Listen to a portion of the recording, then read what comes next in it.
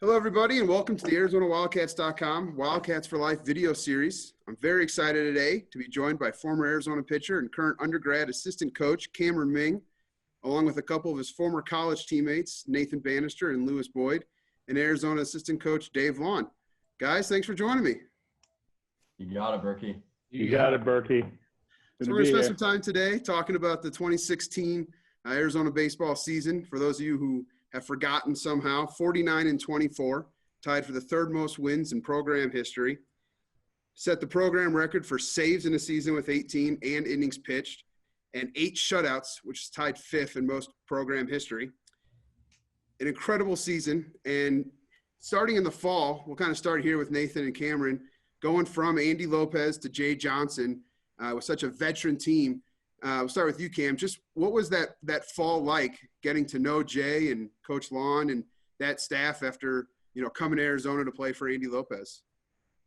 Yeah, it was definitely weird. We fell short my freshman year, which was frustrating. And to see Lopes kind of go was tough because somebody I really respected and learned a lot from. And, a guy that I bring up from my past and my playing career quite a bit. And so it was weird, but you get Jay Johnson in and you're really not sure of the guy, but, the staff that he had was just perfect for us. And it just meshed so well. The character, I think, of the guys that we had, we were tough. It was a really tough group, I thought, just mentally more than anything. And then you get Jay Johnson and Coach Lon and Chief, who are a loose group of guys, and you kind of get to a little bit of freedom, and you get to play looser than you ever have. And it was just a perfect mesh, I thought. I thought it was great. Annie, what do you remember about that fall? Yeah, I mean, as Cameron alluded to, for me going into senior year with the new coaching staff, it's kind of the last hurrah. And so it was really now or never.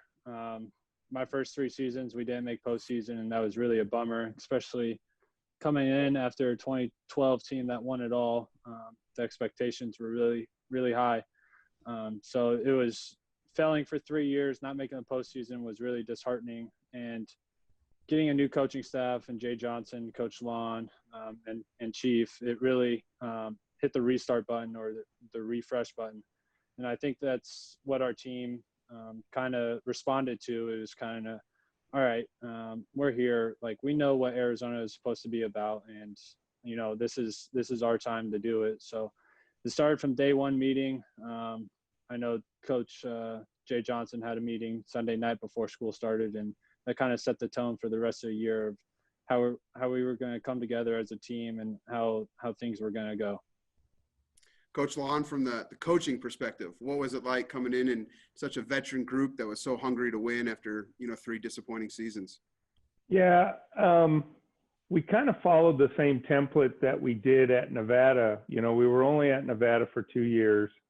And one of the things we did as a staff was we didn't really seek out the advice of anybody that had been in contact with these previous players relative to what they could and couldn't do, because inevitably it's human nature to tell you, what they can't do or what their flaws are. And so we did that in an effort to just kind of, okay, this is our team, this is our team. We added Hogg and I don't know who else. There might have been another guy or two.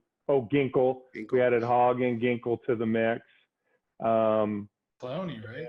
Who? Clowney. Oh, and JC was committed. Oh, okay. So we just kind of wanted to just see for ourselves what it was that we had. And then I remember that first team meeting that Sunday night. He said he said what he wanted was what Jay said was, I want this to be the best baseball experience of your life, and I want you to be able to experience the postseason. And it just kind of took off from there. It was it was, I don't know what it was like for them before or anything like that. We just did what we did. And then as things came along, it just unfolded. So Lewis, it was your first year in the program. You were recruited by Coach Lopez, but you go through the fall, and then you guys go to Rice for that first weekend, and a traditional powerhouse, and it's supposed to be very good that year. And then, as Ming mentioned, J.C. Cloney pitches that first game. You guys went 8-1. You win the series. What was it like, just kind of getting that season started and kind of realizing like this could be a pretty fun year? Yeah, I feel like a lot of us didn't really know how to gauge where we were at going into the year, and I think starting the season off against some really high caliber teams was the perfect way for us to start, because it was kind of like a yardstick where we could measure ourselves right away, right out of the gate. And I think a lot of our passion and fire came out right away. I still remember in that game, there was U of A chants because our fans are ridiculous and they're always traveling and following us. And I remember getting chills at shortstop and when they're chanting U of A, and I don't know, it was a perfect first step to a great year. And there were a ton of memorable moments along that season. And Manny, I'm looking at you. The UCLA series was obviously, something from that 2016 season that stands out. And Josh Weaver was such an important part of what you guys did that year. And you had the Fort Josh game where his family was all there throwing out the first pitch, and then the walk-off win over UCLA. What do you remember about that game, and just how special of a moment that was for your team as you guys are kind of coming together in the middle of the Pac-12 schedule? I mean, that's middle of the pack, and that's winning time, as we alluded to. And, Josh was with us during the fall, and then when before the season, we were coming up with like a slogan for our team, and the last part of the slogan was "Do it for Josh," and that was really important for our team. We really rallied around him and his family, and our whole group really wanted to do it for Josh. Sayings are sayings where you can just say them and not believe them, but I think what was so special about 2016 was we really wanted to do it for Josh, and we rallied around him, and we came together as a group for Josh. And then as you guys kind of keep going through the season, Cameron, I remember a memorable weekend was the sweep of Oregon State.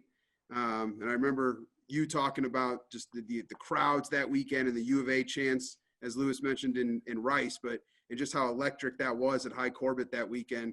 Was that what do you remember about that weekend? And was that maybe the first time you realized, hey, this group can really do something special against, the best of the best? Yeah, that was something, because I want to say they were ranked like 16th, somewhere around there. And so just going up against an authentic opponent like that, Oregon State with their dominant pitching, and obviously they had some talented offense there too. It was a good test for us, and yeah, it was fun getting to sweep them. It was really fun, and the crowds there were fantastic, and that was like the first time for me closing. It was like you could hear the crowd. They were chanting U of A, and that was exciting for me. And then we ended up sweeping, so extra exciting. Coach Long, what was one of your maybe favorite moments at High Corbett in your first season coaching there? Yeah, well, there were two. I thought when we beat Cal State Fullerton in that midweek game with that big crowd, we had played some teams, but, we didn't really – Rice has some name brandness to it and all that kind of stuff. But Cal State Fullerton coming in with a big crowd, Nate was on the mound. I think he went 7, and beating them, and really it wasn't like we beat them 10-1. I don't even remember the score, but I remember we just beat them in all phases. And then of course, the Josh game, these guys have heard me say, I've done a long time. Hadn't been too many regular season wins that really kind of move you emotionally. And to see that ball get into the corner and, the whole dugout just willing Fonzie around to get to home plate, and then and then one of the great things is that picture that kind of went viral of Jay's helmet, at least 40 or 50 feet in the air, and us just, mobbing the, Fonzie at home plate. And then who hit the ball? I don't even remember. Bob, I think Bob. Right? Bobby did. Yeah. So, those two really, really stick out. I ended up rooming with my first pro ball roommate was the pitcher that gave up the double, Scott really? Berg. Yeah. Wow. That had to be some fun discussions. Yeah, it was great. Great day one. Yeah. Lewis, Coach Johnson, in the years since 2016, has always talked about that last game up at Oregon, where we pulled out that last game, and he kind of realized that day that, hey, this group, it was a tough weekend, but this group is ready to do something. It was the last conference, weekend of the season. What do you remember about going up to Oregon in that last game, and do you kind of agree with what he says about that? Yeah, it was weird. Like, we didn't sweep the series or anything, but we were starting to play like some really good baseball. And I just remember the post-game meeting after one of those games, and Skip just had the most serious look on his face, and he was like, we're about to go off. And of course, go to Hawaii, what a place to end a season.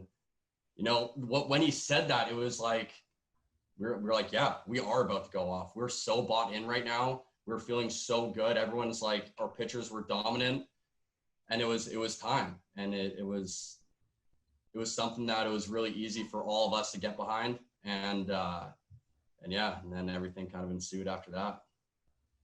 So, Banny, you guys play a couple midweek games that week at home against Abilene Christian, and then go out to Hawaii to play a 3-game series there, and then fly back. And in the Denver airport is where the team found out where they were going for the NCAA tournament in Lafayette. What was that like? Just, like you said, 3 years, you hadn't been in the postseason. Now here you are finding out where you're going, and you're in the Denver airport at 9 a.m. in the morning after a red eye. And just what do you remember about that day? Yeah, I just remember, like, we all knew it was Selection Monday, and flying the red eye, I don't know how people slept on that, but I felt kind of anxious, and I knew that we were getting in, but, I think there were some rumors of, are we hosting? Is there going to be a West Coast host? We were in the mix, but, I think we were like one of the last brackets revealed too. So that kind of prolonged the experience. But once you saw our name up there, it was like, we did it. Like, we achieved getting back to the postseason, and like, let's just go have some fun, and bringing back Lopes.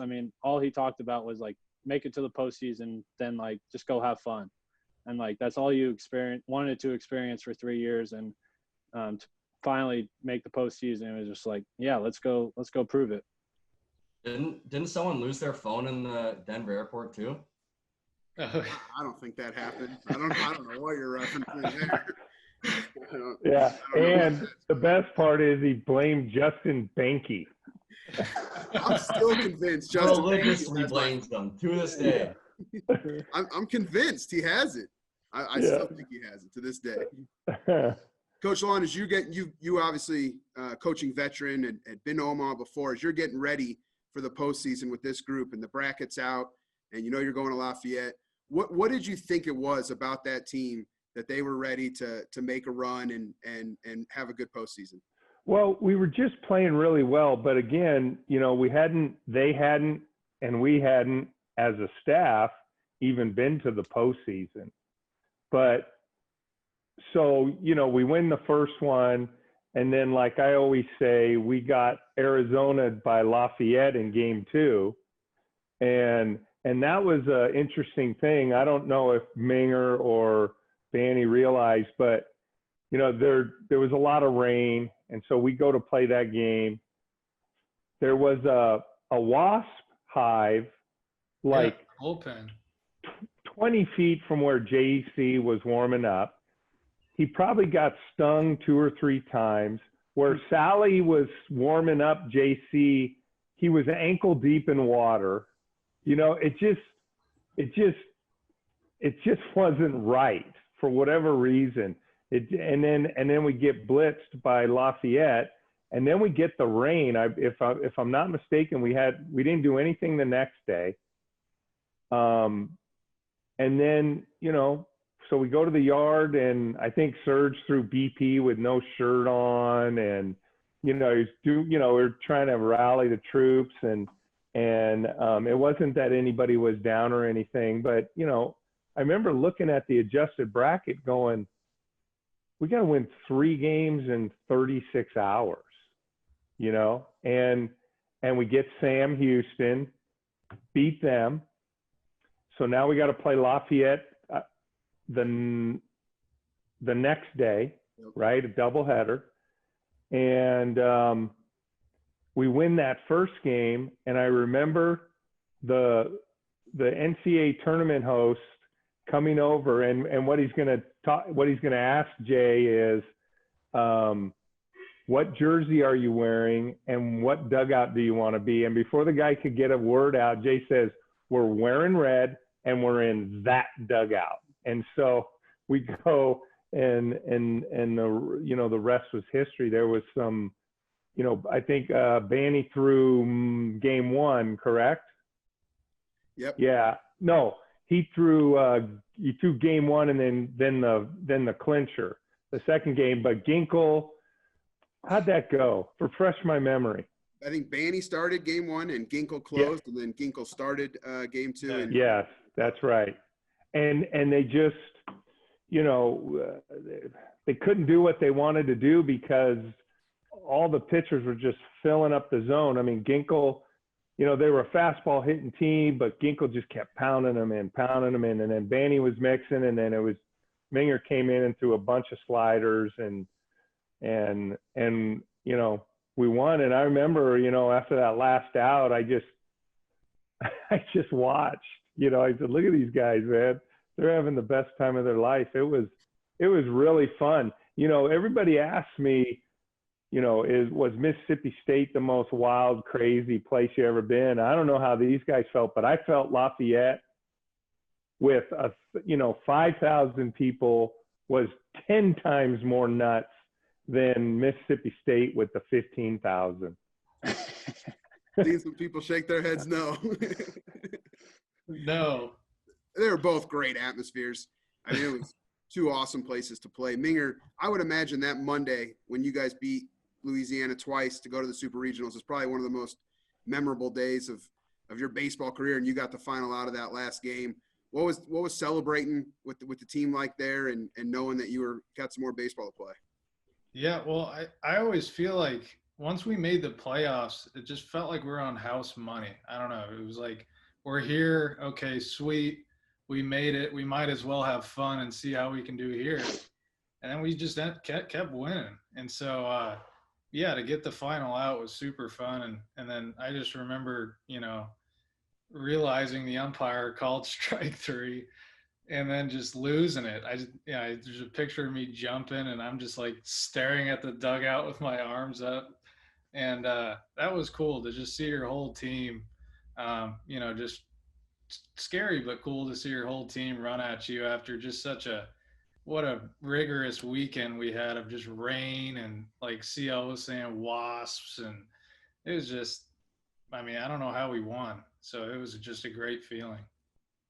So then we get on a bus the next morning, Tuesday morning, drive over to Starkville, Mississippi. And of all the baseball games I've ever been to, I think game 1 in Mississippi State is still probably my favorite game I've ever been at. 1-0, Arizona wins. Boyder, what was it like playing in that game, in that atmosphere? I think 13,000 people. It was 1-0. J.J. Matajevic delivered the RBI double to score Ryan Aguilar. How much tension, how high level was that game you were playing in? It was a pretty special environment, to say the least. And Bob was just lights out. Literally, when the lights went out, it was just like, it was storybook. Like, I know we'll all say that it was on purpose. Somebody pulled a plug in the city or something because they're nuts about their sports in Mississippi, but it didn't bug Bob for a second. His body language never changed. He was never thrown off. And of course, as he always does, he just got right back on the mound and threw up another 0 on the board. It was really cool, like doing that doubleheader win in Lafayette. We definitely built a lot of confidence, but when we shut out that team, I think they were a top 5 team in the nation and on the road, and 14,000, 13,000 people in the stands, and we're shutting them out and finding a way to grind out a win. That was when, at least for me, and I think I can speak for probably a lot of the other guys on the team, where we knew we could do it. Like it wasn't just like some fairy tale that was happening. Like, this is happening. And even when we went down, and I think we were down 5-1 in game 2, it didn't matter to us, because we knew whether we were going to come back that game or take game 3, it didn't matter. We were going to find a way. And that's kind of a big credit to the staff. Jay and Serge is such an intense guy, and he was really helping with the vibe and stuff like that. And yeah, everything just kind of fell into place. I want to interject a story. So the lights go out, and it's kind of chaotic, and so we try to get Bobby to go underneath to cool off, and he wouldn't. He just sat on a bucket, had a ball in his hand, and was throwing a ball in his glove. And then we got told, okay, about 20 minutes, it looks like the power's going to go on. We get going. I said, hey, Bob, you want to go down and throw a little bit in the pen? Nope. I'm like, okay, So the game finally restarts. Bobby takes the mound. Now we know Bob has a good arm, and he's capable of being a mid to upper 90s guy, especially out of the bullpen. But when, as a starter, he was 91, 93, 94, that kind of thing. His first pitch, I hadn't looked at the scoreboard the whole game. We were in the first base dugout, so I would have to kind of like lean over to look at the scoreboard. And his first pitch was 97. And I was like, whoa, man, this is real. And remember, he gets that first guy 0-2 and then hits him. So now they got a runner on and all that kind of stuff. But so that summer I'm out recruiting, and I run into Wes Johnson, who at the time was the pitching coach, went to Arkansas. Now he's the pitching coach for the Minnesota Twins. And Wes is this kind of, short guy. He got a high voice. He goes, man, Lonnie, let me tell you something, man. I knew we was beat because I saw that Dahlbeck just sitting on a bucket, just chomping at the bit, waiting to come in the game. And boy, Bob did a good job. And then Ming came in and shut it down. So Minger comes in, gets the final out on that first night, 1-0 win, and then you move to game 2, and as Boyder mentioned, it's 5-1 Mississippi State late in the game. Their crowd is really into it. They're starting to feel it. Baney, where were you when Aggie hits the 3-run home run to make it 5-4, and what was that moment like for the Wildcats when he did that? I mean, we were in the third base dugout, and I think I was pretty close to on deck hitters, circle, whatever. It's close to the helmet rack, and it's like when you're playing MLB The Show and like you hit a bomb and then they change to that point of view. Like that was the point of view I saw. I just saw the ball going into pretty much the moon, and like you couldn't hear a thing, and you could just see him know he got it. He just stood there, admired it, and then he started trotting around the bases, and it was 5-4 in the 8th, and that's all we needed. I mean, he got the big hit for us, and that right there turned the tables. I mean, we came behind all year, and a 1-run lead in the 9th against Arizona is not safe. So we were feeling pretty good going into the 9th. So I just want to kind of jump in really quick. Correct me if I'm wrong, but the day before was day 1 of the draft, I think, Correct. or day 2. Bob got taken before he left the hotel. So he's riding on a high before he's going out to pitch. And then the next game, I remember right during BP, Aggie got drafted. Mm-hmm. And so, like, he's riding on high. Gibby forgets his jersey. He's wearing Randy LeBeau's jersey, I'm pretty sure. Yep. Like, so many things that doesn't seem like they're going to plan. It just – everyone, like, Gibby got drafted, Raymer got drafted, Banny got drafted. Like, so many people got drafted that day where it was like – we're all so happy as it is. And then, of course, you just get that ignition of Aggie going to the moon to right center, and it's over. That's it. So then an inning later, one freshman, Alfonso Rivas, ties it up. And then in the 11th, another freshman, Cesar Salazar, sends you guys to Omaha. Minger, I know you mentioned that dog piles in college were a little scarier than when you were a little kid. What was that moment like when you guys all dog pile out and kind of shallow right there after Sally gets the hit and you know that all the work has paid off and you guys were heading to Omaha? Well, I was a little late to the dog pile that time because I had a gimpy ankle, but so I was on the top of that one. It wasn't near as bad. That one was all right. Yeah, if you look over my shoulder, you could see Minger on the outside right there. Yeah, I remember talking to Minger during that inning going, hey, because had you gone out, Cam, it would have been your fourth inning, maybe? Because No, it was that. I think third. And I remember us having a conversation, hey, what do you think? Maybe flip in a few changes just to, because it seemed like they'd got a look on you or whatever it was. And then boom, Sally hits it. Well, I didn't even consider – I really wasn't even thinking of Omaha. I was just trying – you know how I am. I try to block myself out of anything and just stay in my lane. And then somebody to the right of me says Omaha. And I'm like, oh, no. I'm thinking in my head, oh, gosh, Sally, please just get a hit, man. Because I was worn out. I was like, oh, Sally. Was that the game – where you had to go behind the mound to catch so there was a high bouncer that goes over the mound, and Minger on one leg makes a great athletic play, throws him out. And we had this thing where, in inter squads, if you made an outstanding play, we called it an OP. We would all yell in the dugout, give it to him with the thumbs up. And Skip comes off the steps and says to the dugout, nope, not giving him an OP. Great athlete, plays basketball in the off season, because that's how he had hurt his ankle playing basketball. And that was kind of a cool moment. I didn't know he said that. Yeah, he said that. Everybody was trying to give you an OP. He said, nope. Great. Good athlete, plays basketball in the off season. Nice, Skip. I wish I was there to defend myself on that one.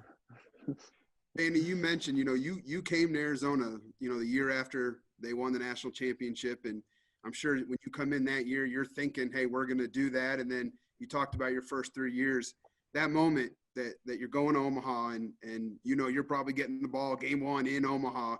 What was that like when you know that we did it, we're going to the College World Series?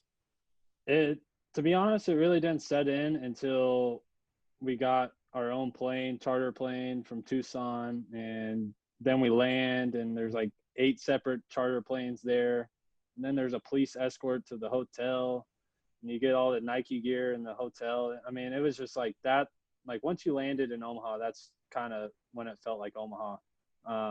But we were cruising at the end of the year, obviously, and it just felt like another series win at the time. We were all celebrating after, giving each other hugs, taking pictures, talking to the fans and all that. But it really didn't set in until we got in the Midwest. And, Omaha is Omaha. And, you just have a blast there. Boy, I remember it felt like you guys were like celebrities. Kids wanted autographs when you, like Bandy mentioned, the escort from the hotel to the park. There was fans lined up to give you guys high fives before you get on.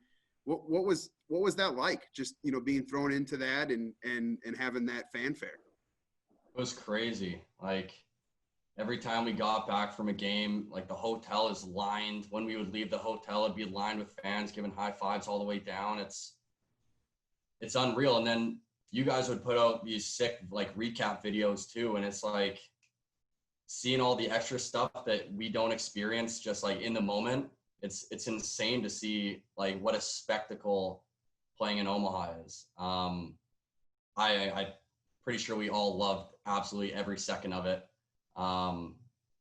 Even though we came second, I would relive it any time if it was offered up to me.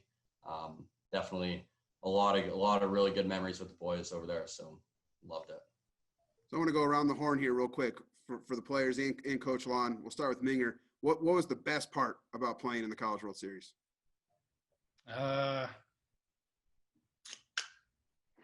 Probably the fans. The fans. Day one when it was just packed and Banny was starting against Miami and I was looking around, it was like this beautiful sunset and I'm taking in the scenery of day one as just a kind of a spectator teammate on the bench. And I'm hearing, left field sucks, right field sucks. And I'm seeing beach balls getting chucked down. And I was just going, wow, like I'm actually in this. I'm not watching it right now. I'm a part of this, and I'm gonna have to go to the bullpen soon. Like this is insane. And I don't know, just the ambiance, I guess, is just really something. And Omaha, they do such a good job of hosting and making it just such a cool event that, I guess the ambiance, if I were to give it something. Banny, favorite part about playing in the College World Series? I mean, that's everything. Like Cam said, is so memorable. Opening ceremonies, walking as a team, seeing just everyone sitting on the field and them introducing us to, doing ESPN stuff.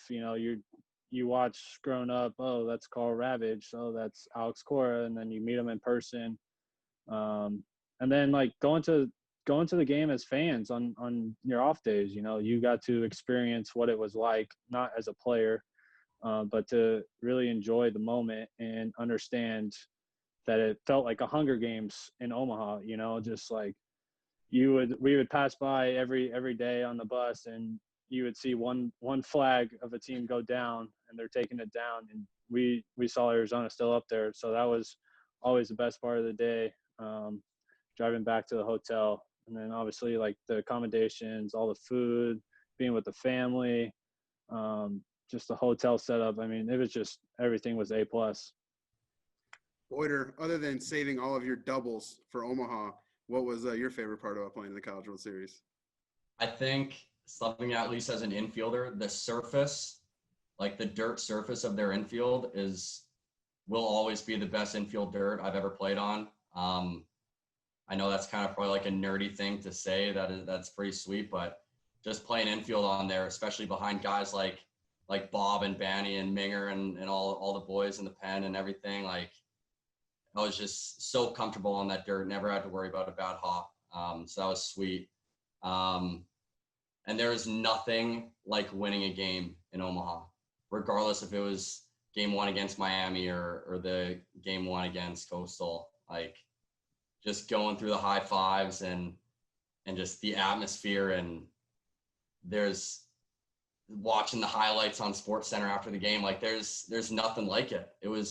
We have a great atmosphere at U of A in Tucson. We've got great fans, and then we think that's great. And then we go to Lafayette and Mississippi State and just gets more and more and more. And now there's 35,000 people in the stands and the lights are shining. It's just, there's so much cool stuff about it. And it's so, so grateful to just be able to experience and remember some of that. Coach Lon, you've been more than once. You've been there a few times. What coaching in Omaha, what's the best part? Yeah, it's for me, I've said this before. I think I get more joy out of the joy that the players are having because, by this time we've known these kids for 9 months. And so you kind of get a sense for what their relationships are among each other. And that now it's just coming out when we're at the College World Series and they're just having so much fun and it's such a great accomplishment. And then, I'd been before, once we were 2-Q, once we played 3 games, won the first one, lost the next 2. And then this group just kept winning games.